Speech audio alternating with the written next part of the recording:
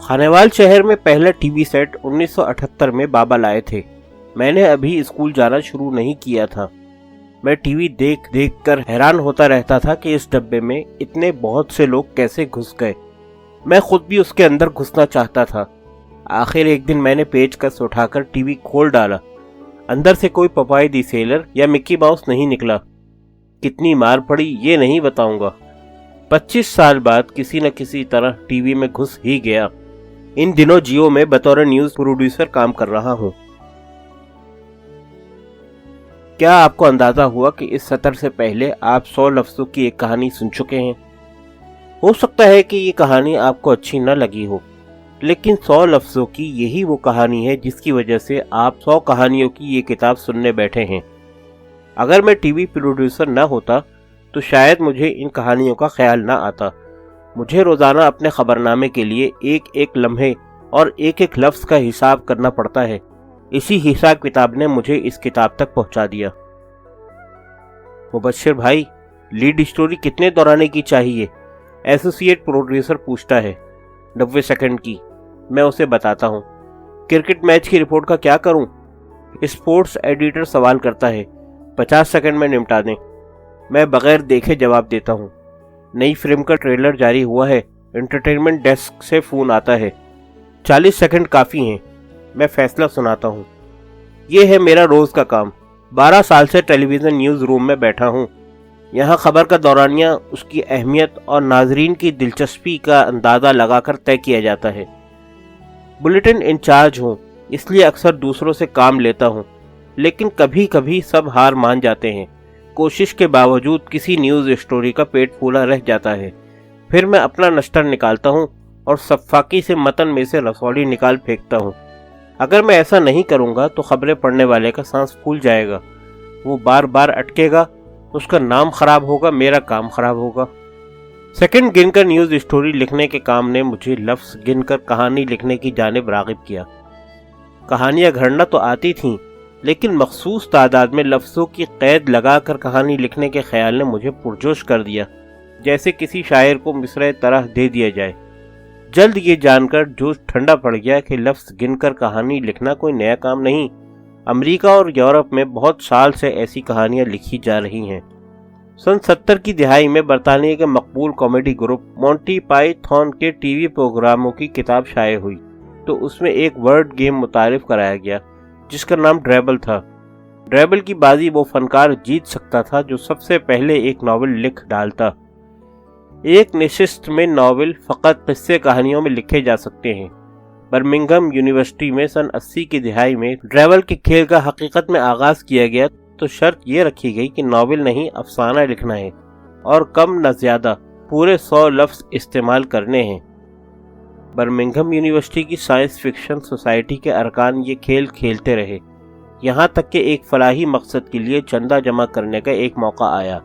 इन लोगों ने सोचा कि 100 अदीबों से 100 लफ्ज़ों की 100 कहानियाँ लिखवाते हैं और एक किताब छाप देते हैं, पैसे जमा हो जाएंगे।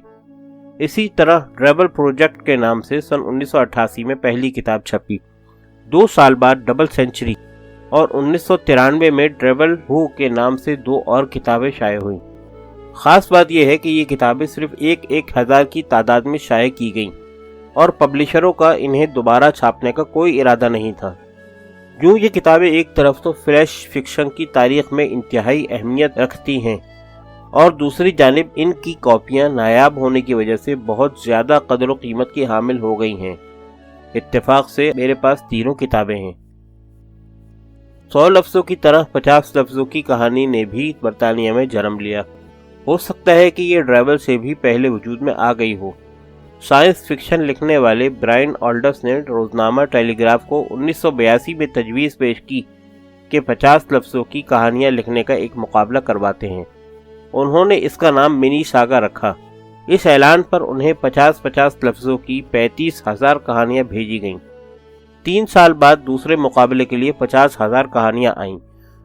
जहाँ तक मैं खोज लगा सका हूँ, ब्रायन ऑल्डर्स ने 6 मुकाबले करवाए और 5 का इंतखाब छापा। ये पांचों मेरी लाइब्रेरी में मौजूद हैं। मिनी सागा अब बरतानिया में बहुत मकबूल सिन्फ है और हर इलाके और बहुत से स्कूलों में मिनी सागा लिखने के मुकाबले करवाए जाते हैं। یہ عجب اتفاق ہے کہ جن دنوں برطانیہ میں 50 اور 100 لفظوں کی کہانیاں لکھنے کا آغاز ہو رہا تھا، انہی دنوں امریکہ میں ایک ادیب اور صحافی اسٹیو موس 55 لفظوں کی کہانیاں لکھوا رہے تھے۔ 1987 میں انہوں نے اپنے اخبار میں ایک مقابلے کا اعلان کیا جس میں لکھنے والوں سے کہا گیا کہ 55 یا اس سے کم لفظوں میں کوئی قصہ کہہ کر دکھائیں۔ بہت سے لوگوں نے اسٹیو موس سے پوچھا کہ کیا وہ 1 یا 2 صفر لگانا بھول گئے ہیں۔ اسٹیو موس نے اصرار کیا کہ وہ 55 الفاظ سے زیادہ کی ایک بھی کہانی نہیں پڑھیں گے۔ اسٹیو موس کو اتنی زیادہ اور ایسی شاندار کہانیاں ملی کہ بعد میں انہوں نے 3 انتخاب چھاپے۔ یہ تینوں کتابیں میں بک شیلف میں نہیں، اپنے سرہانے رکھتا ہوں۔ کھیل ہی کھیل میں جو کام شروع ہوا اب وہ نہایت سنجیدگی سے کیا جا رہا ہے اور مغرب میں بہت مقبول ہوتا جا رہا ہے۔ مقبول ہونے کی وجہ سب جانتے ہیں۔ اس عہد میں لوگوں کے پاس فرصت کم ہے، کچھ فرصت ہے تو وہ ٹیلی ویژن اور انٹرنیٹ کی نظر ہو جاتی ہے۔ ناول اور طویل کہانیوں کے قاری کم ہو گئے ہیں۔ ان حالات میں 150 لفظوں کی کہانیاں بہت کشش رکھتی ہیں۔ آپ سفر کر رہے ہوں، کہیں کسی کا انتظار کر رہے ہوں، فلم کا انٹرویل ہو، ٹی وی ڈرامے کا وقفہ ہو، کرکٹ میچ میں بارش ہو جائے، کہیں بھی آپ کو چند منٹ مل جائیں، ایک کہانی شروع کریں اور وہ آپ کی کولڈ ڈرنک ختم ہونے سے پہلے ختم ہو جائے گی۔ ان کہانیوں کو لکھنے کا جواز یہ ہے کہ ان کی وجہ سے قاری کے پاس کہانی نہ پڑھنے کا کوئی جواز نہیں۔ مختصر کہانیاں لکھنے کی تکنیک پر بات کرنے سے پہلے ان کی طوالت کا حساب کرنا بہت ضروری ہے۔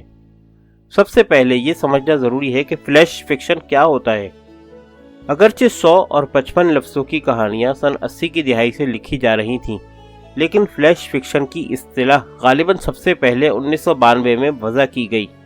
اس نام سے کہانیوں کا ایک مجموعہ جیمز تھامس نے مرتب کیا تھا اور حد یہ باندھی تھی کہ ہر کہانی 2 صفحات میں مکمل ہوگی۔ فلیش فکشن کا عنوان مقبول ہو گیا، لیکن دوسرے ادیب اس ایک نام پر بس کرنے کے بجائے نئے نام گھڑنے لگے۔ Sudden fiction, short post card fiction, smoke fiction, micro fiction اور نہ جانے کون سا فکشن۔ پاکستان ہندوستان کو تو چھوڑیں، امریکہ اور یورپ میں بھی بہت سے لوگ فلیش فکشن، سڈن فکشن اور مائکرو فکشن میں کوئی فرق نہیں سمجھتے۔ ہو سکتا ہے کہ یہ صرف سمجھ کا پھیر ہو، لیکن رفتہ رفتہ کتابیں مرتب کرنے والوں نے کچھ تخصیص کر دی ہے۔